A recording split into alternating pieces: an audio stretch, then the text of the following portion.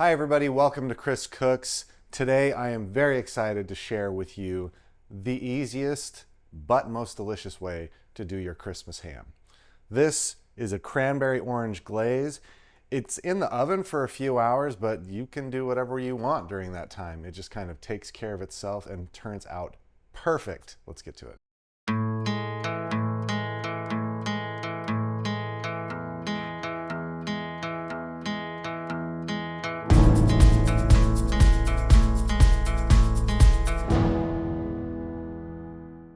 This timeline works specifically for like a half of a ham, not super large. If you're going for a whole ham, I actually have another way of doing that where I start the night before and it just sits in the oven. But this one, you can start the morning of, just, maybe pace it back about 4 hours before you're going to eat, and that's when you can start this up. So first, we have some extra fat here. We don't really want that, especially after it cooks for so long. It just becomes very gelatinous. It's not very pleasant for a ham experience.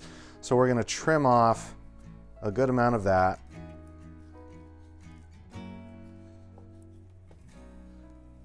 You don't need to trim off all of it, but just the thickest parts, and try not to take off too much meat with it. Once the fat is trimmed off, we're gonna score the outside. You wanna score it about 1 inch apart in kind of a cross hatch. This is an awkward shape to do that with, and so it's really not that big of a deal to get it perfect. The way that I start is just go from one side to the other, and you just score down maybe 1/4 of an inch. Doesn't have to be exact. Across. This is more like 1.5 inches apart, but that's all right.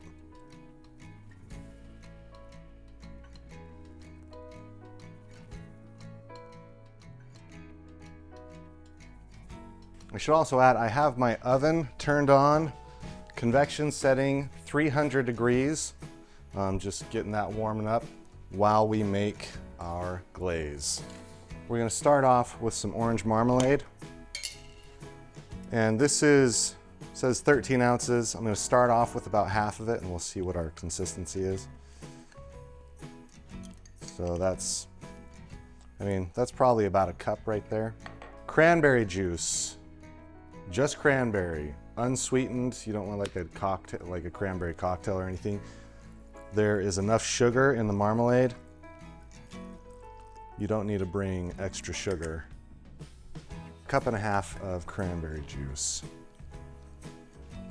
Whisk that up a little bit. I'm gonna need the rest of this marmalade. We'll just add that in. We'll go about 1/2 cup, 1/3 of a cup, around that, of chicken stock.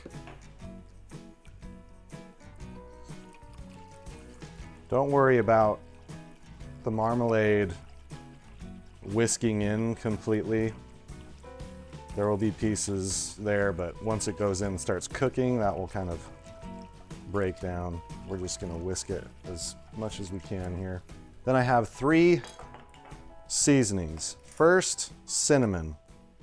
We're gonna do about, let's say, 1/2 teaspoon of that.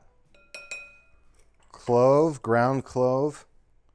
We want about 1/4 teaspoon. Little goes a long way. And then nutmeg. Fresh is best, pre-ground is fine. Just use a little bit more if you use pre-ground. But we're just gonna go, like 1/8 of a teaspoon, not very much at all. It's another flavor that goes a long way. Another whisk. Okay, pour that over top. This is gonna go in the oven, 300 degrees. Probably for 2 hours at 300 degrees.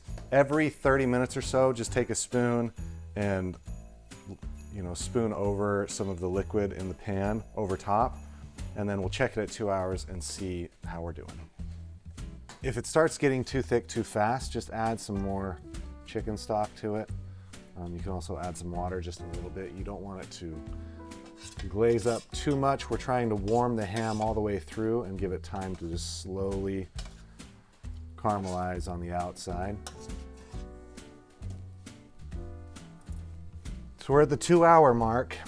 And now from here, it's really how much color you want on it. I want mine to get just a little bit darker, so I'm gonna add some water. Close this up. And I'm gonna kick the temperature up to 325. It'll probably only need to be in there for like another 30 minutes.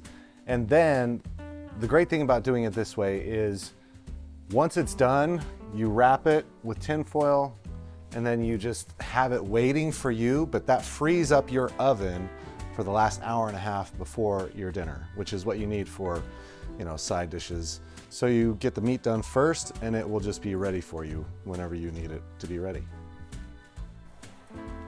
Oh yeah, that's it. That is just where I like it to be. You can see the pan, the liquid, it's kind of this syrupy, bubbly consistency. I mean, look at that.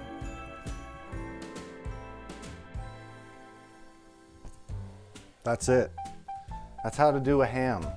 You don't want to spiral cut ham. Everybody spiral cuts their ham. You can do this with that, but it just ends up being a lot more dry. So I always love an uncut half of a ham or a full ham if I'm really going after it. But I mean, just the color on this, the flavor, I've got to taste it. Just a little bit here.